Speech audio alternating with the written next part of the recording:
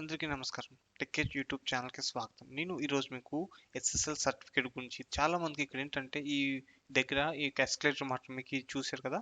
ఇలా వస్తది. ఏంటంటే మనకి అది వెబ్‌సైట్‌లో కనుక ఎస్ఎస్ఎల్ లేకపోతే కనుక మనకు అలా వస్తది. అలా వస్తే ఏంటంటే చాలా బ్రౌజర్‌లో మన వెబ్‌సైట్ అనేది బ్లాగ్ అనేది ఓపెన్ కాదనమాట.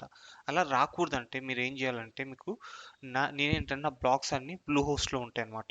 ప్రీవియస్‌గా నేను చాలా హోస్టింగ్ కంపెనీస్ ట్రై చేశాను. గోడాడీ గోడాడీ అయితే మీకు ఒక సర్టెన్ లిమిట్ వచ్చిన తర్వాత వెబ్‌సైట్ అనేది చాలా స్లో అయిపోద్ది. కొంచెం జంక్ పెరిగేసరికి వెబ్‌సైట్ ఆగిపోద్ది. అందుకే బ్లూ హోస్ట్ హై ఎండ్ ప్యాకేజ్‌ని తీసుకున్నానన్నమాట. ఇప్పుడు ఏం చేస్తా అంటే మీకు హై ఎండ్ ప్యాకేజ్ తీసుకుని ఒకవేళ మీరు బ్లాగ్ స్టార్ట్ చేయాలంటే నా డిస్క్రిప్షన్లో బ్లూ హోస్ట్ లింక్ ఇస్తాను.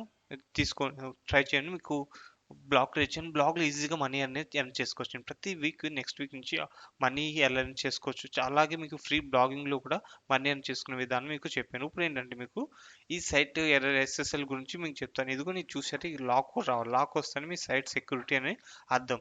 లాక్ రాకుండా మీకు ఇలా ఎక్స్క్లేటర్ మార్క్ వస్తే సెక్యూరిటీ కాదనమాట. దానికోసం ఫస్ట్ ఏం చేయాలంటే మీరు బ్లూ హోస్ట్ వెబ్సైట్ లాగిన్ అవ్వాలి. లాగిన్ తర్వాత మై సైట్ ఆప్షన్స్కి వెళ్ళాలి. మై సైట్ ఆప్షన్కి వెళ్ళిన తర్వాత సెక్యూరిటీ అని ప్రెస్ చేయాలి.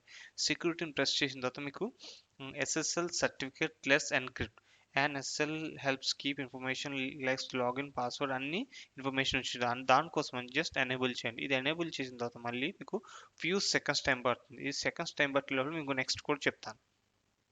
ఇప్పుడు మనకి ఇది అప్డేట్ అయిపోయింది అనమాట ఎస్ఎస్ఎల్. దీంతో పాటు ఇది కూడా అప్డేట్ చేయాలి. రెండు అప్డేట్ చేయకపోతే కనుక మీకు ఇదిగోండి ఇక్కడ క్వశ్చన్ మార్క్ అనేది మళ్ళీ వస్తుంది. ఇలా సింపుల్గా మీకు ఎస్ఎస్ఎల్ అప్డేట్ చేసుకుని సైట్ని సెక్యూర్ చేసుకోవచ్చు. దానివల్ల ఏంటంటే మీకు ఏ బ్రౌజర్లో ఓపెన్ చేసినా కానీ మీకు ఈజీగా అవుతుంది. కొన్ని వెబ్సైట్ ఎస్ఎస్ఎల్ ఉండవు అనమాట. చాలా పెద్ద పెద్ద వెబ్సైట్లే ఎస్ఎస్ఎల్ లేకుండా కూడా పెడుతున్నాయి. చిన్న మిస్టేక్ వల్ల మీ చాలా చోట్ల మీ సైట్ అనేది ఓపెన్ కార్డు బ్లాక్ అవుతూ ఉంటుంది.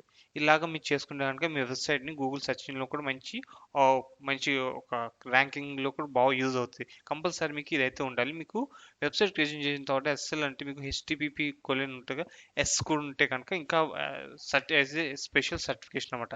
అలా ఉంటేనే మీ వెబ్సైట్కి ర్యాంక్ కూడా ఆప్షన్ ఉంటే సెక్యూర్ సేవ్ అనమని ఒక స్టాండర్డ్ అనమాట. మీకు ఏది ఇన్ఫర్మేషన్ ఇచ్చి అనుకుంటున్నాను. మీకు వీడియో నచ్చితే లైక్ చేయండి, షేర్ చేయండి, అలా సబ్స్క్రైబ్ చేయడం మర్చిపోకండి.